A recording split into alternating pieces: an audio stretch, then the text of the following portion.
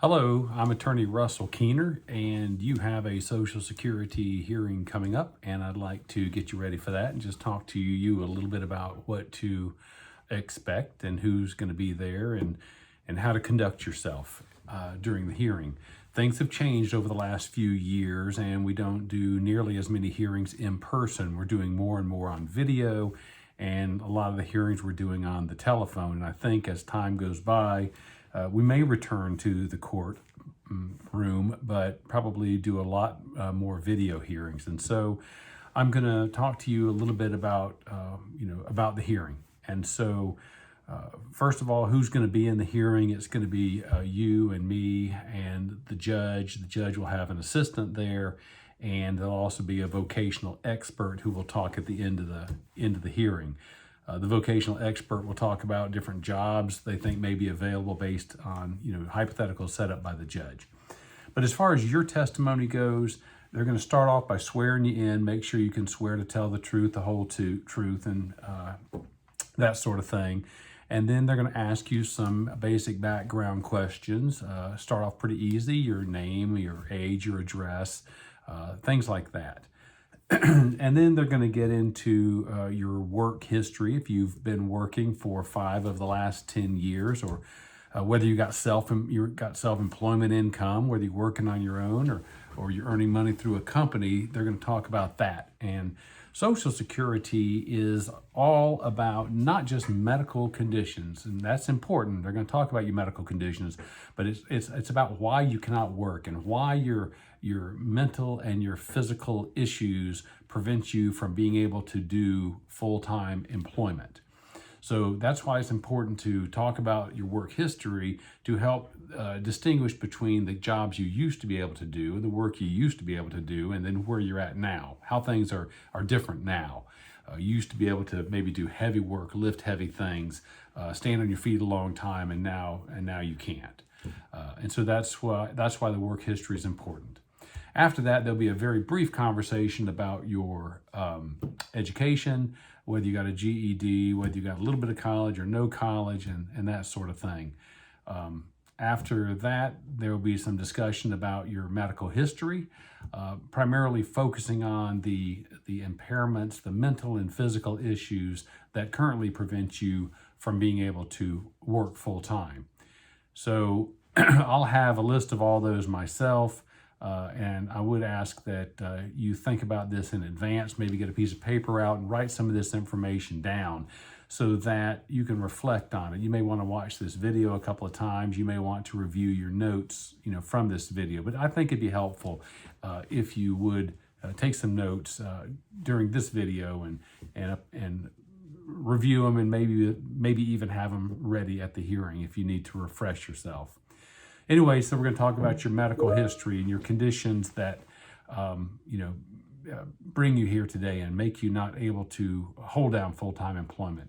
Next, we're going to talk about your symptoms, and symptoms are basically how you feel. And symptoms are super important. If it's pain, where's the pain? How often is the pain? What body parts? What does it feel like? Things like that. If it's mental issues, if it's depression, on average, how frequently are you depressed? How long does it last? What are the triggers that send you into a depressed state? If it's issues with joints, we can talk about that. If it's issue with your neck or your back or your knees, your legs, or maybe you got multiple issues. We need to talk about all those and how they limit you and how they've changed you now. If you need an assistive device, that's super important for the judge to know. Do you use a cane? Did the doctor prescribe a cane? Do you need a back brace? Do you need a hand brace? Do you use anything along those lines? Also, we're going to talk about your estimated ability to do, your work limitations, particularly those that are supported by your doctor. If you went if one of your doctors has provided us with some limitations that you have, I want you to ask my paralegal to provide you a copy of that, because particularly if it's helpful, because I want you to know what your doctor's saying. I expect your testimony is probably going to be very similar to the limitations laid down by your doctor. It's always helpful to get your doctor to help come on board with your case and put something in writing. That's always very helpful as well. So we'll talk about your work limitations, how long you can stand, how long you can sit. We'll ask about how much you can lift. Super important, how much you can lift. And I want you to be realistic about it. I had a client one time, for example, a frail young lady who told the judge she could lift 60 pounds. I don't think she had any idea how much 60 pounds is. That's a lot of weight. Particularly when the judge is asking how much you can lift, he wants to know over and over and over, not just one and done. And not just I do it one time and pay for it the next day. The judge is wondering what kind of jobs you could do lifting. And 60 pounds, for example, that would be like 6 12-packs of soda. That would be a lot. That would be a lot of 3. Let me do the math. Coca-Colas weigh about 5 pounds for a 6-pack and about 10 pounds for a 12-pack. So it'd be 6 12-packs of Coke. That's a lot. And she's telling the judge she could do it every day over and over and over. And the judge just writes it down and goes on with the hearing. And of course that really hurt her case because she can't really lift that much. So you need to have a realistic understanding about how much you could lift over and over. A gallon of milk is about 8 pounds. A gallon of water is about 6 pounds. Not a gallon, but a bag of flour used to be 5 pounds. They're like 4 pounds now. But anyway, can you dress yourself? Can you bathe yourself? Can you take care of yourself? What are your daily activities? I may ask you to talk to the judge about what you do every day from the time you get up to the time you go to bed. Whether you get up, use the restroom, make some breakfast, can you cook? The judge is going to want to know how much can you cook? Can you cook big meals or small meals? Is your cooking skills, are your cooking skills different now than they used to be? What do you do every day? Lunch? What do you do for dinner every day? Do you get out and about? Do you have a driver's license or not? Is your ability to sit for long periods of time affecting your ability to get in the car and go for long trips? So your daily activities, again, basically what you do every day. The judge is going to want to know, do you cut the grass? Do you clean leaves off the roof? And then he's going to wonder, well, why aren't you working if you can do things, like that?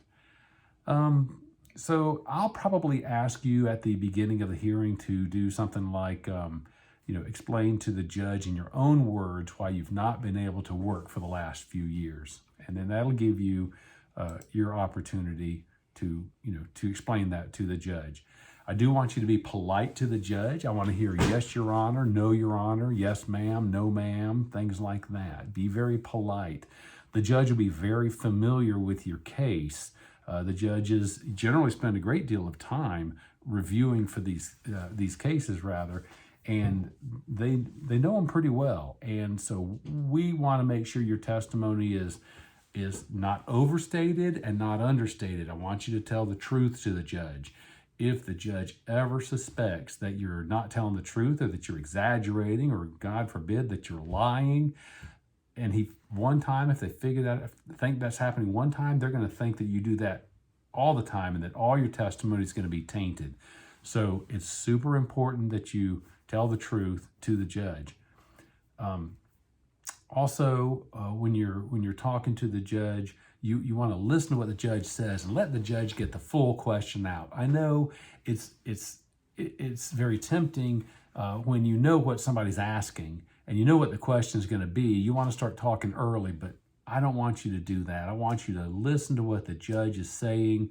I want you to take your time, let the judge get the whole question out of their mouth before you answer. And when you do answer, I'm going to ask that you be very careful to answer the question that the judge is asking. If you need to elaborate or explain after that, you'll have the opportunity to do that.